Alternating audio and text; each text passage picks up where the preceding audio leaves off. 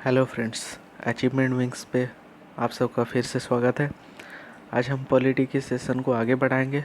आज हम पढ़ेंगे शेड्यूल ऑफ इंडियन कॉन्स्टिट्यूशन। इसके बारे में डिटेल्स में पढ़ेंगे। तो हमारा 12 शेड्यूल है और इसके बारे में हम डिटेल से देखेंगे। चलिए शुरू करते हैं।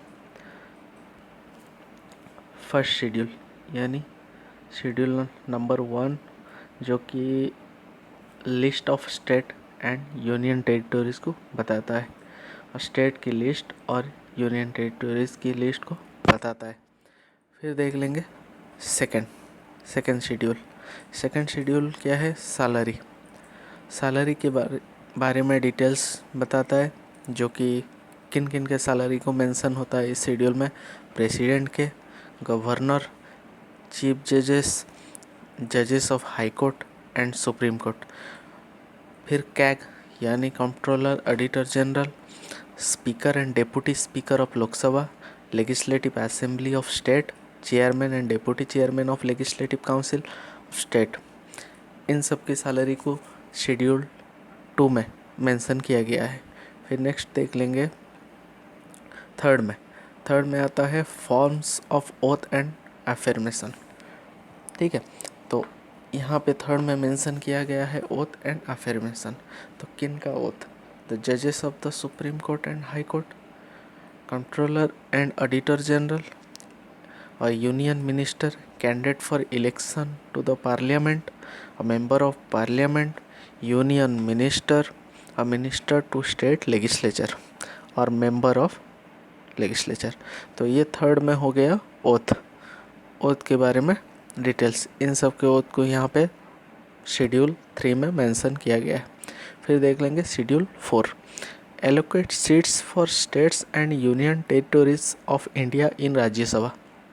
इसका मतलब क्या हो ना, हर जितना भी इंडिया में जितना भी स्टेट्स हैं, कुल अभी 28 स्टेट एंड 8 यूटीज़ हैं।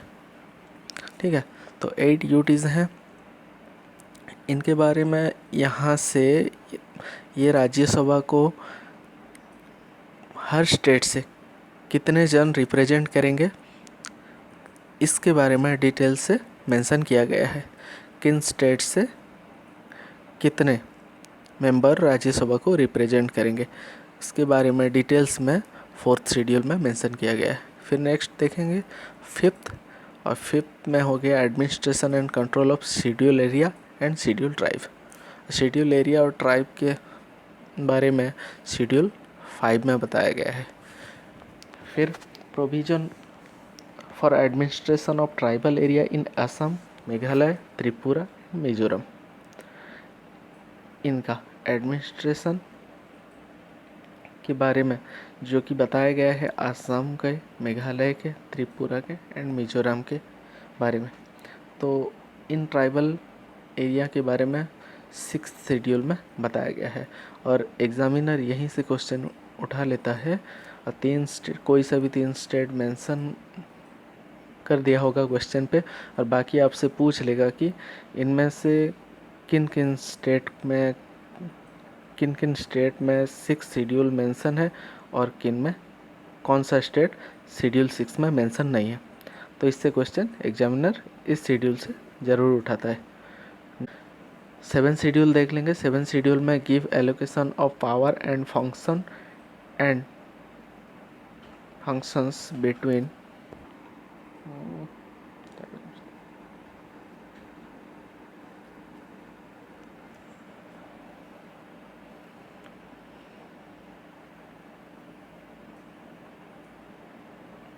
सेवन शेड्यूल देख लेंगे। Give allocation of powers and functions, यहाँ पे मिस्टेक हो गया है। Give allocation of power and functions between union and states और यूनियन के अंदर जो भी पावर एंड फंक्शंस है उसको देख लेंगे। और ये 3 लिस्ट को कंटेन करता है। पहला लिस्ट क्या है? यूनियन लिस्ट, फिर स्टेट लिस्ट, फिर कंकरेंट लिस्ट। ये तीनों लिस्ट है। तो इनमें से फिर लिस्ट में सब्जेक्ट मेंशन किया गया है। ठीक है, अब 96 सब्जेक्ट है इसका 66 है और इसका 47 है।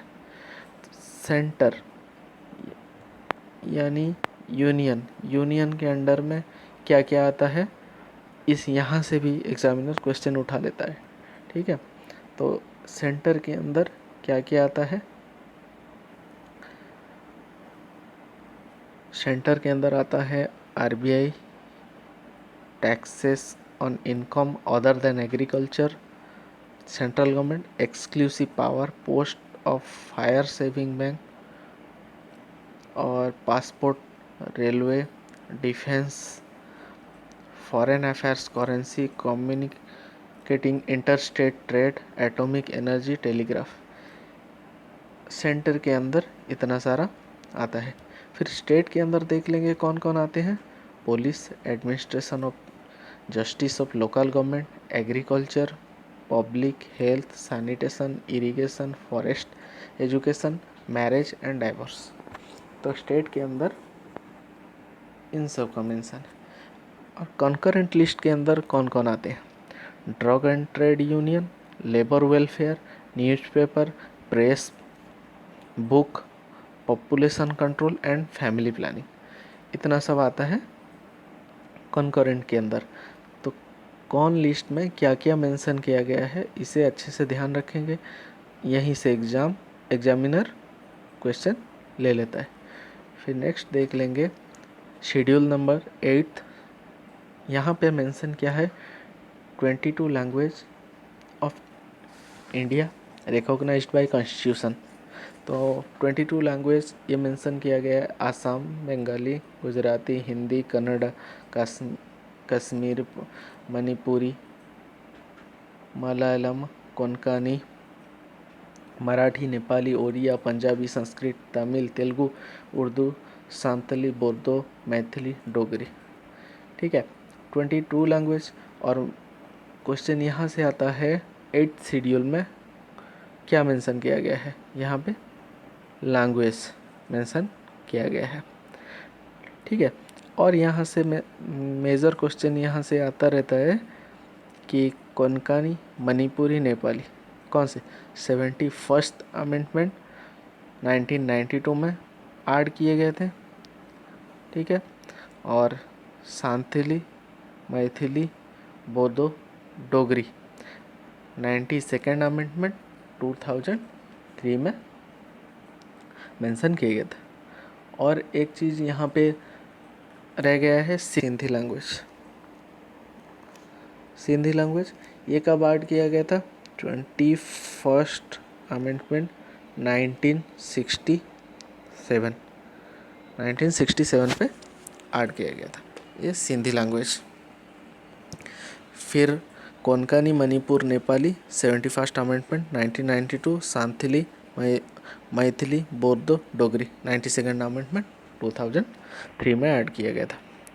फिर 9th शेड्यूल, और 9th शेड्यूल में देख लेंगे क्या है, first amendment to the Indian constitution added the 9th schedule contains act and order related to legislature dealing with the land reform and abolition zamindari system.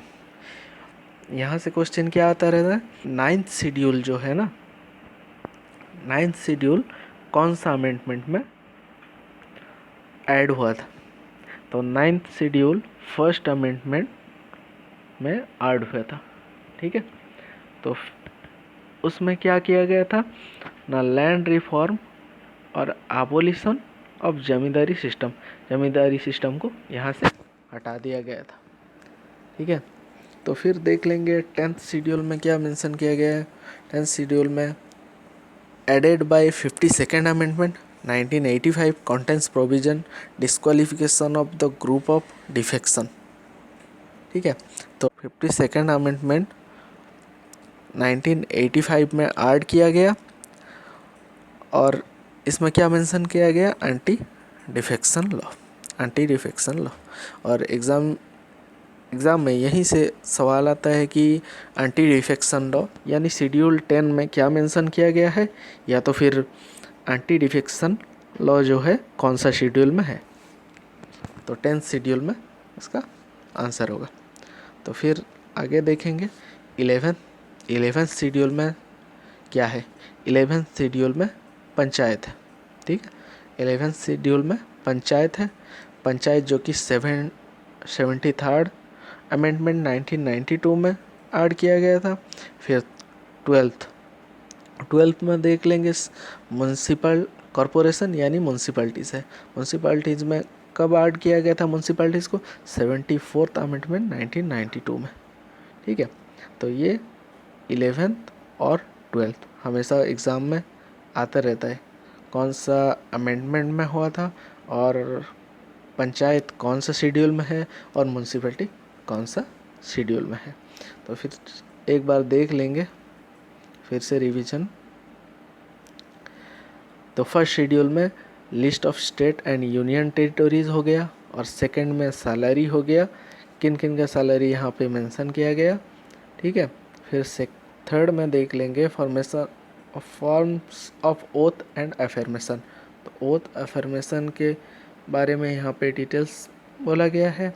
और फोर्थ जो कि इम्पोर्टेंट है, allocate seats of states and union territories of India in Rajya Sabha. Rajya Sabha के लिए कौन सा state के लिए कितना सीट मेंशन किया गया है, इसमें आपको इस शेड्यूल में 4th शेड्यूल में देखने को मिलेगा। फिर 5th शेड्यूल में schedule area and schedule tribe के बारे में मेंशन किया गया है। और शेड्यूल 6 में ट्राइबल एरिया, किन किन जगह के ट्राइबल एरिया को मेंशन किया गया है, आसाम, मेघालय, त्रिपुरा, मिजोरम, AMTM, ठीक है। ऐसे याद रखेंगे, या तो ATMM ऐसे याद रख सकते हैं। फिर 7th आप यहाँ देख लेंगे, तो यहाँ पे लिस्ट के बारे में डिटेल्स बताता है।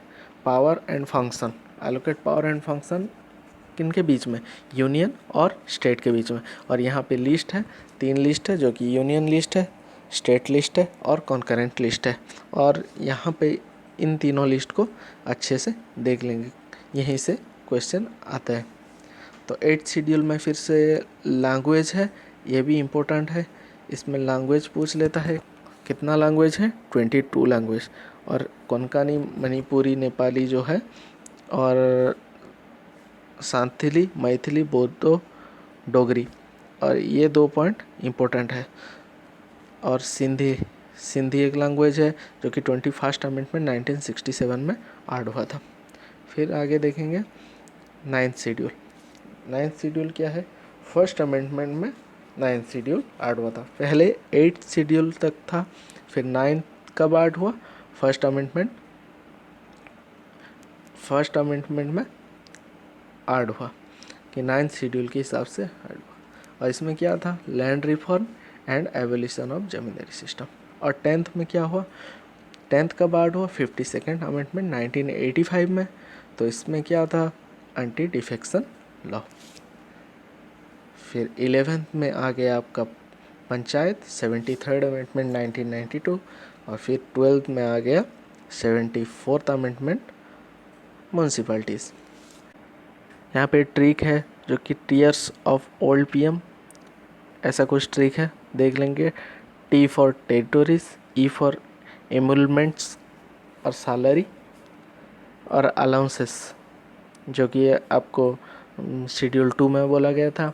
अफर्मेशन यानी कि ओथ, फिर राज्यसभा, फिर शेड्यूल एरिया, वहाँ पे जो 4 स्टेट बताया था ATMM, फिर फेडरल यानी लिस्ट के बारे में, फिर ऑफिशियल लैंग्वेज 8, 22 लैंग्वेज हैं, फिर लैंड रिफॉर्म, फिर एंटी डिफेक्शन ये 10 है, एंटी डिफेक्शन जो कि 10वां शेड्यूल है, फिर पंचायत 11, फिर म्यूनसिपैलिटीज 12।